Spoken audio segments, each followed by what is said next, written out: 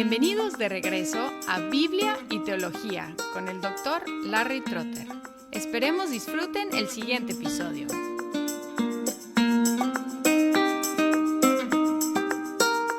Recordamos que el contexto de esta carta y sobre todo esta sección de Primera de Tesalonicenses fue que los cristianos estaban preocupados porque algunos habían muerto antes de la venida de Cristo y estuvieron preocupados pensando que quizás los muertos iban a perder algo en la venida de Cristo. Y Pablo y sus compañeros presentaron dos argumentos para consolarlos.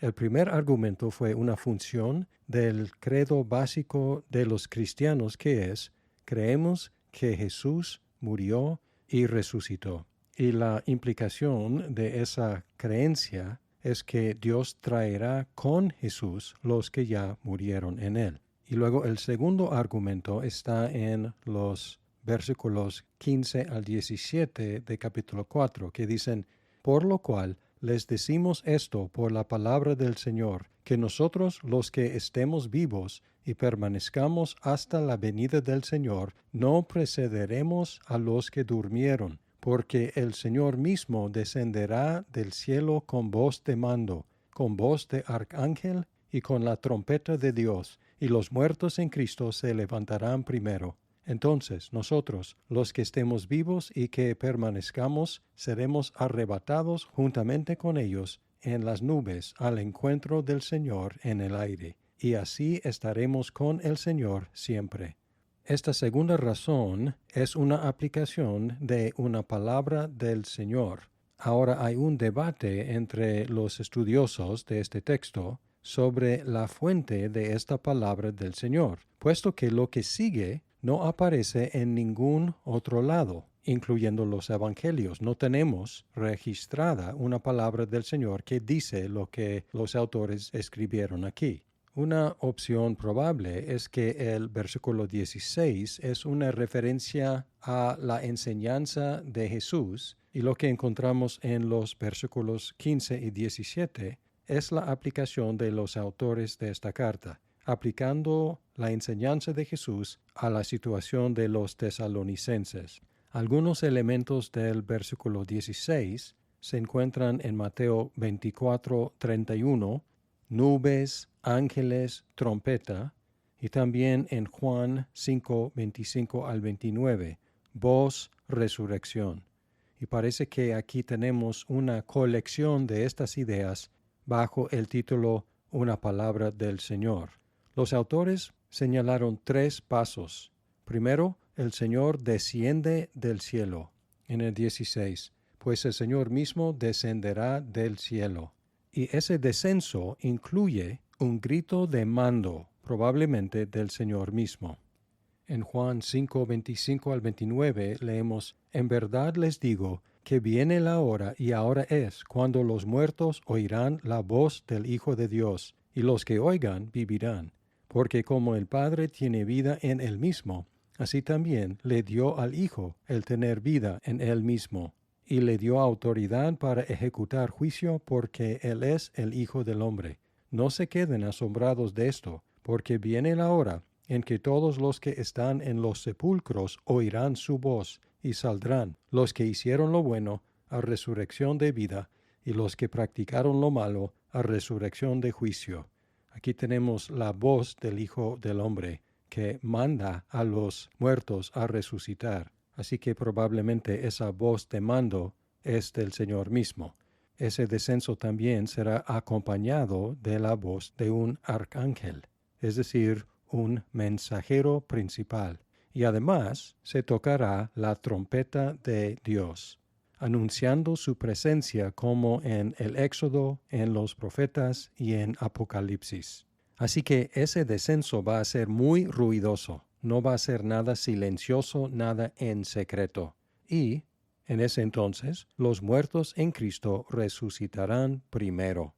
Y luego, el tercer paso es que los creyentes resucitados y los que todavía estén vivos en ese entonces serán arrebatados para encontrar a Jesús en las nubes, una señal de la presencia de Dios como en el Éxodo. Aunque no todos los detalles son igualmente claros, el lenguaje fuertemente sugiere dos cosas acerca de ese encuentro en el aire. La primera cosa es que los poderes de maldad serán completamente vencidos. En Efesios 2:2, Pablo escribió sobre el príncipe de la potestad del aire, el espíritu que ahora opera en los hijos de desobediencia. Entonces, el dominio del malvado es el aire, y aquí donde se encuentra Jesús con su pueblo, en el aire, indicando que Él ya limpió el aire, Él ya venció al malvado y puede reunirse con los suyos en el aire. La otra cosa sugerida aquí es que los creyentes luego acompañarán a Jesús en el resto de su viaje a la tierra. Es decir, salen a su encuentro y luego lo acompañan. Y tenemos dos ejemplos de esta palabra utilizada así en el Nuevo Testamento. Para un encuentro para recibir a un dignatario y luego acompañarlo en el resto de su viaje. En Mateo 25:6 tenemos la parábola de las 10 vírgenes, 5 prudentes y 5 insensatas, y dice en el versículo 5, al tardarse el novio, a todas les dio sueño y se durmieron, pero a medianoche se oyó un clamor, aquí está el novio, salgan a recibirlo. Y luego el 10, mientras ellas iban a comprar, las insensatas, vino el novio, y las que estaban preparadas entraron con él al banquete de bodas, y se cerró la puerta. Salieron a su encuentro y luego lo acompañaron en el resto del viaje a la boda. También en Hechos 28:15 leemos de la llegada de Pablo cerca de Roma. Dice, al tener noticia de nuestra llegada, los hermanos vinieron desde allá a recibirnos hasta el foro de Apio y las 3 tabernas. Y cuando Pablo los vio, dio gracias a Dios y cobró ánimo. Salieron a recibirlo y luego acompañarlo en el resto de su viaje. Y probablemente es lo que tenemos aquí, que primero los muertos en Cristo son resucitados y luego los todavía vivos serán arrebatados con ellos en las nubes al encuentro del Señor en el aire, probablemente para seguir con Él en su viaje a la tierra. En el 18 tenemos la última y la única instrucción directa de esta sección, y es confórtense unos a otros con estas palabras. De hecho, es lo que los cristianos hacemos los unos por los otros. Lamentamos cuando perdemos a un ser querido. También nos recordamos de nuestra esperanza en Cristo.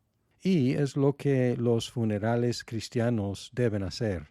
Aunque recientemente los funerales que he asistido desde regresar a los Estados Unidos se llaman celebraciones de vida y tienden a ignorar la muerte y enfocarse en la vida de la persona.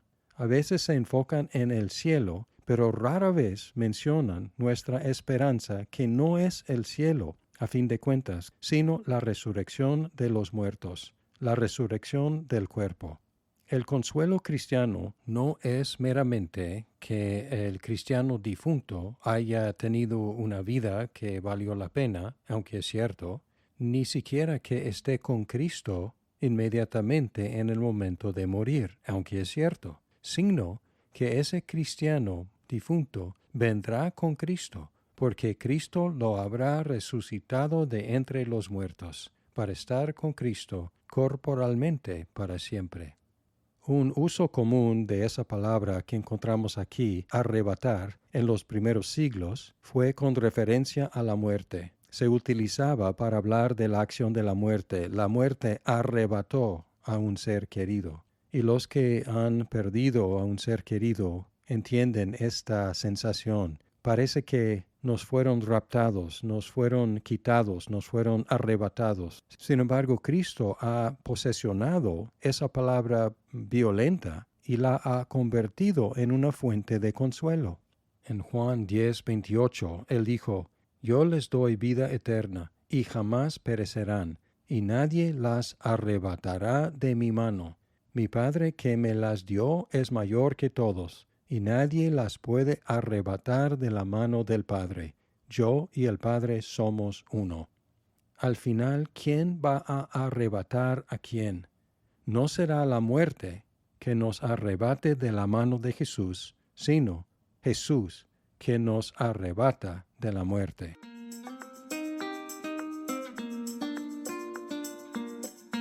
Muchas gracias por escuchar este episodio. Si estás disfrutando Biblia y teología, por favor compártelo con tus amigos. Hasta pronto.